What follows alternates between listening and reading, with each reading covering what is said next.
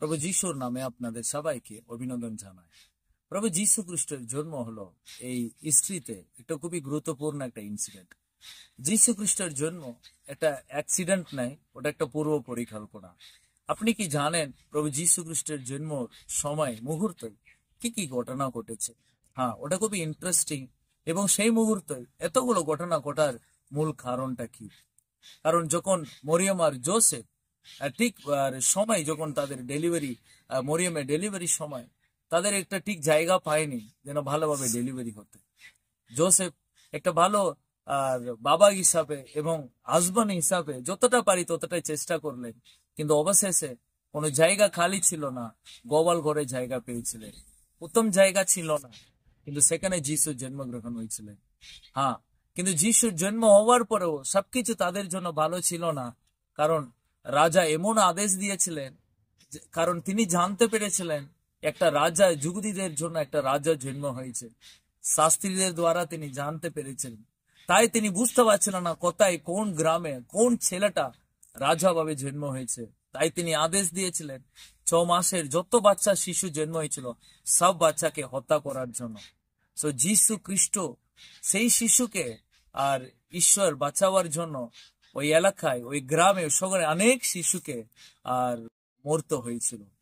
আপনি জানেন অনেক দুর্ঘটনা ঘটেছিল, তার সত্ত্বেও ঈশ্বর কেন, কি কারণে যিশুকে প্রভু রক্ষা করতে চাইলেন, বাঁচাতে চাইলেন, পৃথিবীতে আনতে চাইলেন? কারণ যিশু একদিকে জন্ম হচ্ছেন, আরেকদিকে অনেক দুর্ঘটনা ঘটছে। এবং যিশুর জন্মতেও অনেক অসুবিধা, যেখানে তার বাবা, তার মা অনেক অসুবিধার মতো পড়েছিলেন।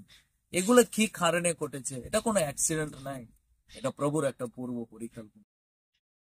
যিশায়া পুস্তক 9 যিশায়া ভাববাদী বলছেন কি হবে যখন যিশু পৃথিবীতে আসবে।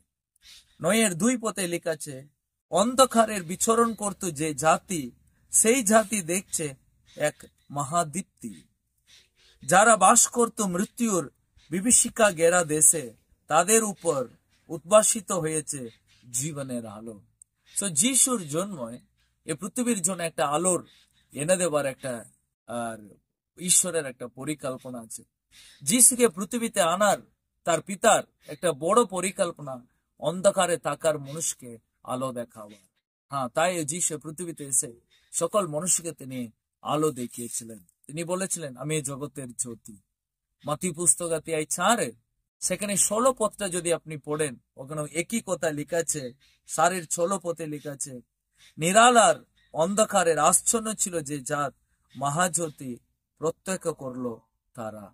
এবং যারা মৃত্যুর ছায়ায় ছিল তাদেরকে, দেশে যারা ছিল আদিবাসী, তাদের মতো হলো জ্যোতির, ঈশ্বরের আলো প্রকাশিত হলো। প্রভু যিশু পৃথিবীতে আসার মূল উদ্দেশ্য এই জগৎকে অন্ধকার থেকে আলোতে নিয়ে আসা। আজকে আপনার জীবনে যত বড় অন্ধকার আপনাকে ঘিরে থাকুক, যত বড় এই অন্ধকার আপনাকে টানার, ফেলার, নিচে ফেলার চেষ্টা করলো, কিন্তু প্রভু যিশু একটা মহাজ্যোতি আপনাকে আলো দেখাতে পারে। কোনো দরকার নেই আপনার অন্ধকারে বাস করা। প্রভু যিশু খ্রিস্টের জন্মর খুবই কষ্ট ছিল, খুবই অসুবিধার মধ্যে তিনি এলেন। তিনি রাজার বাড়িতে জন্মগ্রহণ করেনি, একটা গরিব বাড়িতে জন্মগ্রহণ করলেন। তিনি কোনো বড় হসপিটালে তার মায়ের ডেলিভারি হয়নি, তিনি একটা গোয়াল ঘরে তাকে আর তার মা জন্ম দিয়েছিলেন। অনেক সময় আমরা ভাবি আমাদের ছেলে মেয়ে ভালো হসপিটালে তাদের বাচ্চাটা হোক, ভালোভাবে সুন্দর পরিষ্কার পরিচ্ছন্ন, কিন্তু বড় হসপিটালে বাচ্চা হলেও অনেক সময় বাচ্চাটাকে আইসিইউতে নিয়ে যাওয়া হয়। পরিষ্কার পরিচ্ছন্ন থাকলেও কোথায় না কোথায় কিছু ইনফেকশন চলে আসে। কিন্তু আমাদের প্রভু যিশু গোয়াল ঘরে জন্ম হয়েও তার কোনো রোগ আসেনি, তার কোনো ইনফেকশন হয়নি, তার কোনো জান্ডিস হয়নি, তার কোনো অসুবিধা হয়নি। তার কারণ পিতার আলো, পিতার হাত তার উপরে ছিল। তার কারণ উনি একজনে এই পৃথিবীতে আলোটাকে নিয়ে আসবেন।